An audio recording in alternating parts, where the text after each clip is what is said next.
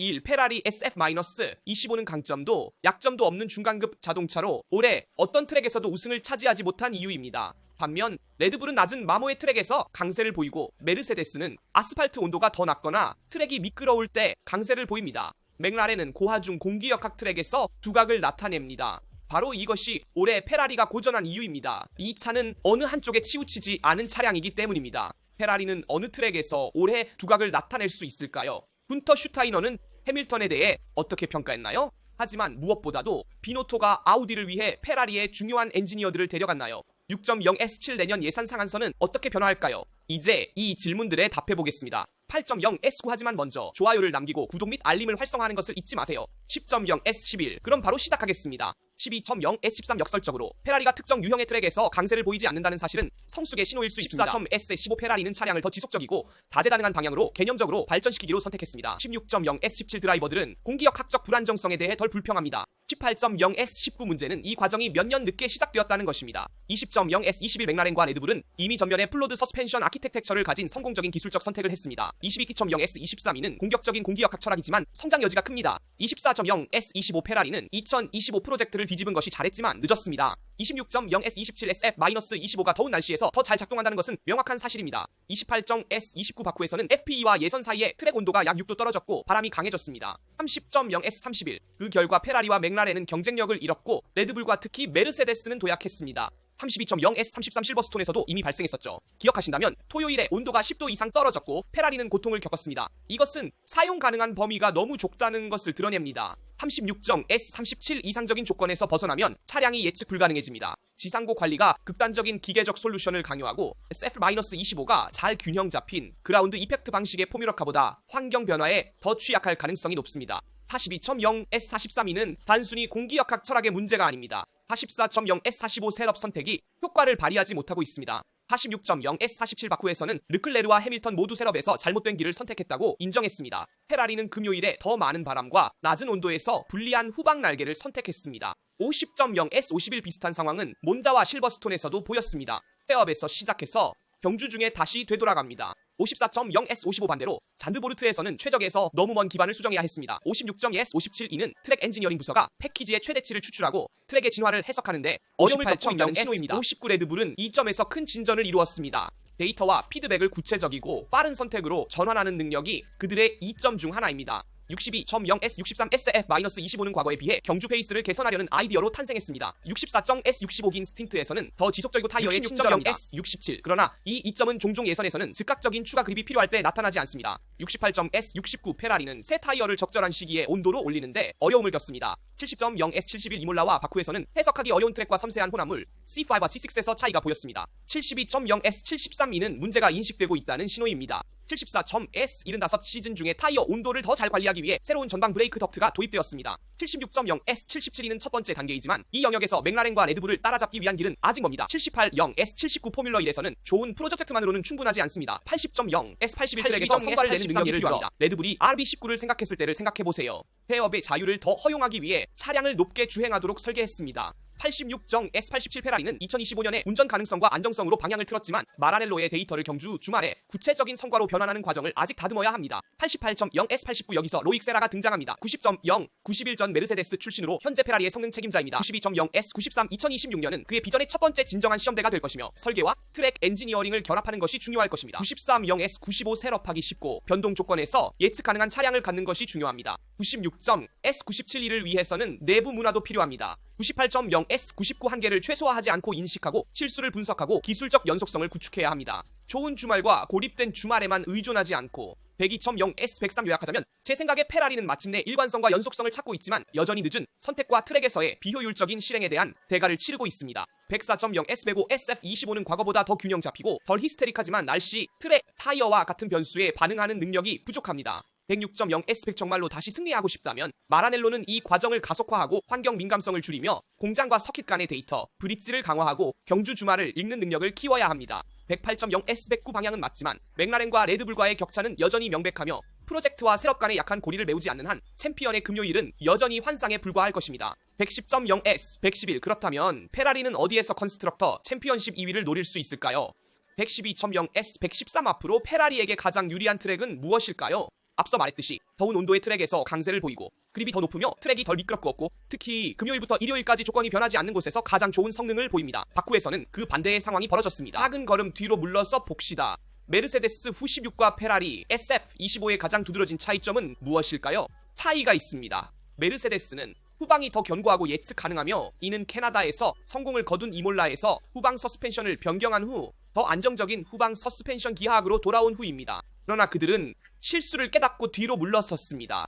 반면 페라리는 벨기에 이후 여름 휴식 전에 몇 가지 변경을 했고 긍정적인 신호를 보였지만 결국 페라리는 적절한 세업 타이밍을 놓쳤습니다. 바쿠에서 트랙션은 명백한 문제였고 타이어 측면에서 두세 개는 반대입니다. SF25는 추운 기후에서 고생하는 반면 메르세데스는 낮은 온도를 선호하며 라스베이거스에서도 이를 활용할 수 있습니다. 라스베이거스는 이론상 페라리에 유리한 트랙이라고 했죠. 하지만 더 낮은 온도와 저녁에 경주하기 때문에 메르세데스에 유리할 수 있습니다. 반대로 싱가포르와 같은 더운 느린 트랙은 페라리에 더 친숙할 수 있으며 셋업이 적절하다면 가능합니다. 따라서 페라리는 싱가포르, 카타르, 아부다비에 주의해야 합니다. 이곳들은 주요 기회이며 더 강한 더위가 있고 중간 느린 코너가 있으며 타이어 관리가 유리합니다.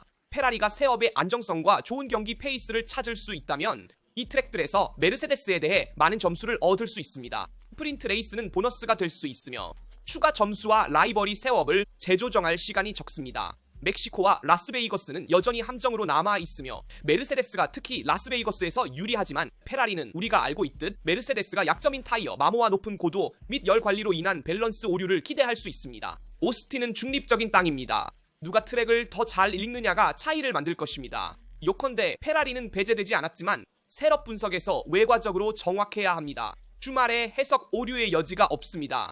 SF25는 완벽해야 하며 강점인 더위, 시뮬레이터 준비, 스프린트 레이스, 타이어 관리를 최대한 활용하지 않으면 어려움을 겪을 위험이 있습니다. 그러나 우리는 또한 지면 효과 차량에 대해 이야기해야 합니다. 최근 경주에서 점점 더 적은 후방 날개를 보았지만 이는 추월을 더 어렵게 만듭니다. 이유를 봅시다. 바쿠에서 우리는 눈에 띄는 데이터를 목격했습니다. 추월이 거의 없었고 DRS 열차에 갇힌 긴 줄의 단일 좌석 차량이 있었습니다. 이 현상은 아제르바이잔뿐만 아니라 이번 시즌에 점점 더 자주 보이고 있습니다. 문제는 바로 2022년에 도입된 규정에서 시작되었습니다. 목표는 더 깨끗한 공기 역학을 가진 차량을 만들어 걸어온 공기를 줄이고 앞차를 가까이 따라갈 수 있는 가능성을 만드는 것이었습니다. 처음에는 효과가 있었지만 지난 3년간의 기술 개발로 팀들은 새로운 여지를 찾아 상황을 되돌리고 있습니다. 사실 대부분의 공기 역학적 하중은 날개가 아닌 바닥에서 오며 이로 인해 모든 팀이 후방 날개를 점점 더 줄일 수 있습니다. 결과적으로 단일 좌석 차량은 더 효율적이며 직선에서 더 빠르지만 드래프트 효과가 적고 DRS가 훨씬 덜 효과적입니다. 바쿠에서 그 모습을 볼 수 있었습니다. DRS 없이도 차이가 미미했습니다. DRS 열차의 선두에 있는 사람은 DRS를 사용하지 않고도 방어할 수 있었습니다. 이는 날개가 더 작고 DRS가 점점 더 중립적이기 때문입니다. 비유는 이 상황을 어떻게 수정할까요?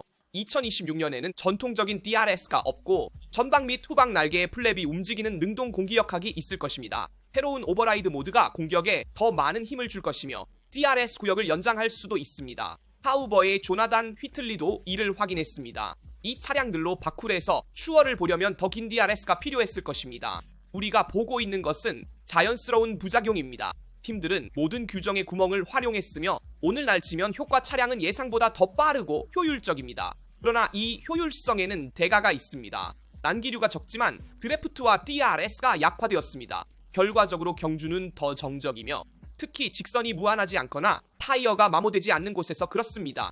비아야는 이를 알고 있으며 2026년 솔루션을 이미 작업 중이지만 그동안 우리는 열차와 더 어려운 조작에 익숙해져야 합니다. 특히 유리한 서킷과 높은 타이어, 마모가 있는 경우를 제외하고는 말입니다. 무절로 테스트에 대한 작은 여담도 하고 어떻게 진행되고 있는지 봅시다. 날씨로 인해 작은 문제가 있습니다. 무절로에서의 첫 테스트 날은 날씨에 의해 영향을 받았습니다.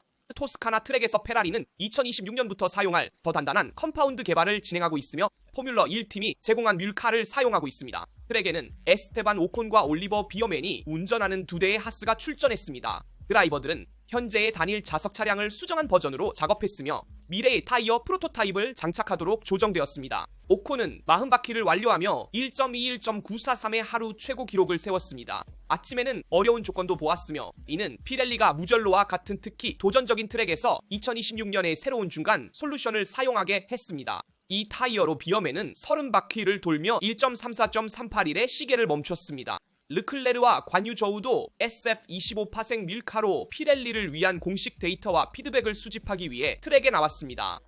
하지만 다양한 설정으로 차량에 대한 중요한 데이터를 수집하는 것도 포함됩니다. 그리고 이제 여러분과 함께 비너투어 레델에 대해 이야기하고 싶습니다. 그는 페라리의 몇몇 엔지니어를 어디로 데려오기 위해 노력하고 있습니다. 우리는 이미 라르스 슈미트와 월프 지머만의 손실을 보았고 오달의 예산 한도가 어떻게 변화하는지도 봐야 합니다. 피아의 재무 부문 책임자인 페데리코 로디는 포뮬러 1이 경제적으로 매우 건강하다고 확인했으며 이러한 상황 덕분에 특정한 예외가 가능하다고 말했습니다. 그 중 하나는 오디에게 주어진 것으로 다른 팀보다 더 높은 지출 한도를 갖게 됩니다. 예산 한도는 2억 200만 달러에서 2억 1500만 달러로 상승합니다. 스위스에서의 노동 비용이 실제로 더 높다는 것을 알고 있지만 그렇게 관대한 보너스를 정당화할 정도는 아닙니다. 경쟁사에 비해 35에서 40% 더 높다고 합니다. 사실상 이는 예산 문제 없이 더 많은 개발 여지를 가질 수 있는 브랜드에게 엄청난 정치적 성공입니다.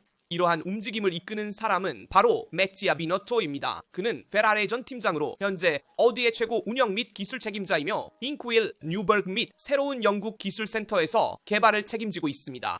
마라놀레에서는 피아와 포뮬러 1의 궁전에서 영향력이 부족하다는 비난을 받았지만 어디로 옮긴 이후로 중요한 자리에서 실질적인 결과를 얻고 있습니다. 이미지의 뚜렷한 변화이며 2026년 첫 해에 어디가 포뮬러 1에서 어떤 이점을 얻을지 볼 것입니다. 대조는 불가피합니다. 최근 과거에 페라리는 방어하지 못하고 심각한 타격을 입었습니다. 2019년 불법 엔진으로 인해 2년간 익명으로 남게 된 2020년 피에와의 유명한 합의.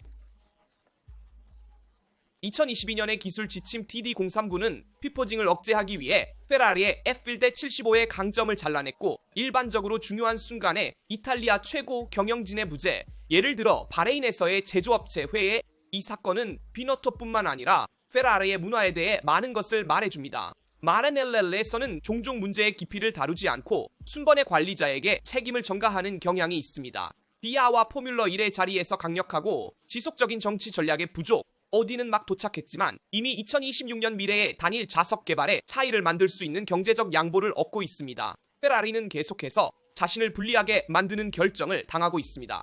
아마도 문제는 비너토의 무능이 아니라 마라넬레에서 팀의 이익을 보호하고 정치적 역할을 해야 할 사람을 지원하지 않는 시스템일 것입니다. 그리고 이는 명확한 메시지입니다. 페라리가 진정으로 승리로 돌아가고 싶다면 차 외에도 트랙 밖에서의 영향력이 필요합니다. 결국 이 예외는 스위스에서의 노동 비용이 평균적으로 35에서 45% 더 높기 때문에 어디에게 주어졌습니다. 이 더 높은 예산 한도가 정말로 지출을 정당화할 만큼 충분한가요? 게다가 우리는 어디가 스위스, 독일, 영국의 세 곳의 거점을 가지고 있다는 것도 알고 있습니다. 어디는 형식적으로 한도 내에 머물면서 경쟁사보다 조금 더 투자할 수 있습니다. 그리고 이것은 사실입니다. 스위스를 추가 예산을 정당화하는 중심지로 유지하면서 영국과 독일에 더 많은 기술 자원을 집중할 수 있습니다. 또한 모든 급여가 예산 한도에 포함되지 않는다는 것도 알고 있습니다. 사실 각 팀의 최고 급여 세계, 임원 또는 주요 기술자 및 드라이버의 보수는 예산 한도에 포함되지 않습니다. 이는 대형 브랜드가 재정적 한도를 위반하지 않고 최고의 인재를 확보할 수 있는 자유를 다시 한번 허용하는 선택입니다. 첫 해에 예외를 갖는다는 것은 어디가 바야와 펌의 자리에서 정말 잘하고 있다는 것을 의미합니다. 독일인들은 다른 팀과 다른 영향을 가지고 있습니다. 페라리와 다른 팀들, 예를 들어 르메클라렌은 영국에 본사를 두고 있는 팀들도 이 스위스 보너스를 의심스럽게 보고 있습니다. 이는 2026년 규정이 아직 시행 중일 때 중요할 수 있는 중요한 선례입니다. 그래서 어디에게 다른 팀에 비해 과도하게 주어진 예산이 조금 과장된 것 같습니다. 2021년에 최초의 예산 한도가 승인된 이후 인플레이션이 증가했기 때문에 여러 팀의 총 예산 한도를 2억 1,500만 달러로 올리는 것은 이해할 수 있습니다. 그러나 어디 자체에만 예외를 주어 예산 한도를 증가시키는 것은 과장된 것 같습니다. 하지만 여러분의 의견도 궁금합니다. 마지막으로 우리는 크래시 게이트와 버니 에클스톤의 개입에 대해 이야기해야 합니다. 포뮬러 1의 지위에서 물러난 지 거의 10년이 지난 버니 에클스톤은 오는 10월 24일에 95세가 되며 최근 역사에서 가장 논란이 많은 사건 중 하나로 다시 주목받고 있습니다. 2008년 싱가포르 크래시 게이트. 허커스의 전 최고 책임자는 펠리페 마사가피아와 포뮬러 1을 법정에 데려가면서 강력하게 대응했습니다. 그는 넬슨 피켓 주니어가 의도적으로 사고를 일으킨 레노의 불팽이가 그 해의 챔피언십을 조작했으며 결국 루이스 하밀턴이 우승했다고 주장했습니다. 마사가 10월 런던에서 열릴 재판을 앞두고 사건을 다시 제기한 후 인터뷰에서 에클스톤은 자신의 입장을 명확히 하고 싶었습니다. 그 경기의 결과를 변경하거나 취소할 방법은 전혀 없었습니다. 이를 허용하는 규정은 존재하지 않았습니다. 당시 FIA의 회장이었던 맥스 머슬리는 개입할 충분한 증거가 없다는 것을 알고 있었습니다. 우리는 모든 것을 은폐하라고 말한 적은 없지만 단지 그 상황이 포뮬러 1의 이미지에 부정기였다고 말했을 뿐입니다. 그 사건은 2년 전에 다시 불거졌는데 에클스톤이 리노의 계획을 미리 알고 있었고 머슬레와 함께 포뮬러 1에 피해를 줄 수 있는 스캔들을 피하기 위해 행동하지 않았다고 인정하는 듯한 인터뷰가 있었기 때문입니다. 그러나 이제 전 보스는 그 버전을 축소하고 오해라고 말합니다. 그것은 영어를 잘하지 못하는 독일 기자와의 인터뷰였고 그는 메모를 하고 있었습니다. 그 후 영국에서 누군가가 그 문장들을 다시 인용했습니다. 육나는 그 저주받은 인터뷰를 했다는 사실조차 기억하지 못했는데 변호사들이 그것을 꺼내기 전까지는 말입니다. 칠나의 법률팀과 FIA의 법률팀은 그것이 어떻게 법정에서 인정될 수 있었는지 이해하지 못합니다. 크래시게이터 사건은 집단의 기억 속에서 완전히 잊혀진 적이 없습니다. 부 피켓 주니어의 인위적인 사고는 페르난도 알론소가 싱가포르에서 승리할 수 있게 했고 마슬에 따르면 2008년 월드 챔피언십의 역학을 바꾸어 페라리와의 타이틀 가능성을 손상시켰습니다. 오늘날 브라질인은 피해에 대한 보상과 공식적인 인정의 형태를 요구하고 있습니다. 그러나 에클스톤은 은폐의 아이디어에서 거리를 두고 당시 FIA가 이미 치러진 경기를 취소할 법적 수단이 없었다고 강조합니다. 이 사건은 포뮬러 1이 정치적 법적적 측면에서 어떻게 변화했는지를 보여줍니다. 오늘날에는 특별한 상황에 대한 더 명확한 규칙이 있지만 2008년에는 연맹이 순위를 다시 쓸 여지가 없었습니다. 마스와 에클스톤 중 누가 옳든 간에 법적 싸움이 역사적인 반전을 가져올 가능성은 낮아 보입니다. 마스는 주로 도덕적 인정과 경제적 보상을 목표로 하지만 2008년 월드 챔피언십의 결과를 취소하거나 수정하는 것은 현실적이지 않아 보입니다. 그러나 95세의 나이에도 불구하고 포뮬러 1의 관리에서 멀어진 베르니가 여전히 논의를 일으키고 서쿠스의 이미지에 민감한 문제를 열 수 있는 인물이라는 점은 흥미롭습니다. 댓글로 여러분의 의견을 알려주세요. 항상 좋아요를 남기고 구독하고 알림을 활성화하는 것을 잊지 마세요. 19 여기 라스트에서 모든 것을 마치고 다음 비디오에서 뵙겠습니다.